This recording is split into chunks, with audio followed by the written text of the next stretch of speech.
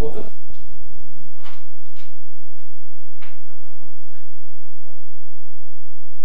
Es sarunājos ar Rīgas Es sarunājos ar Jelgavas pilsētas direktoru, Veidemaņa kungu. Sakiet lūdzu, vai jūs zināt, kā jūsu pilsētā darbojas starptautiskā kristīgā misija Gaisma? Un ko jūs zināt par šīs misijas darbu? Informācija par šo misiju man bija jau sen, tad, kad viņi jau saucās firma Svet, un viņas vadītāju Ļimono kungu es pazīstu vēl senāk, tā kā man bija misijas, bet tad, kad viņš bija celtniecības firmas vadītājs. Tā kā mums ir ļoti sena sadarbība. Firma savu laiku piegādāja humano palīdzību, medikamentu un medicīnisko iekārtu veidā, un bija savu laiku pieņemšana izpildu komitejas sēžu zālē sakarā ar šo faktu. Tā kā mums ir pilna informācija, ar ko nodarbojas firma Svet, kas viņa tāda ir.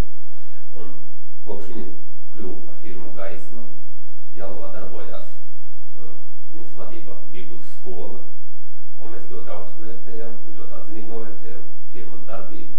Un skaitam, ka iepriekšējos gados ir ticība un garīgums ir tā sagrauts, ka šī firma tagad dara lielu darbu, lai to visu atjaunot.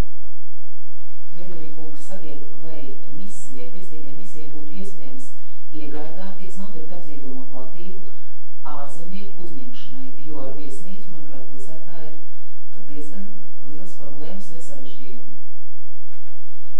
Jā, neliela sadarbība mums iepriekš var bijusi šī jautājumā, un firma, mēs esam noslēguši ar firmu līgumu par telpu īri firmas vajadzībām, tieši misijas vajadzībām. Arī turpmāk ir iespējama sadarbība ar firmu.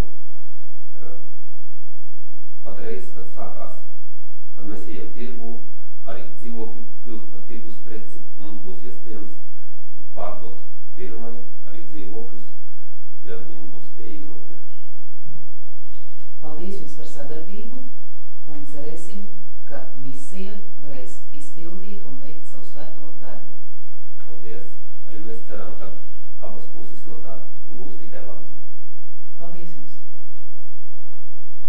Jūs gribētu vēlreiz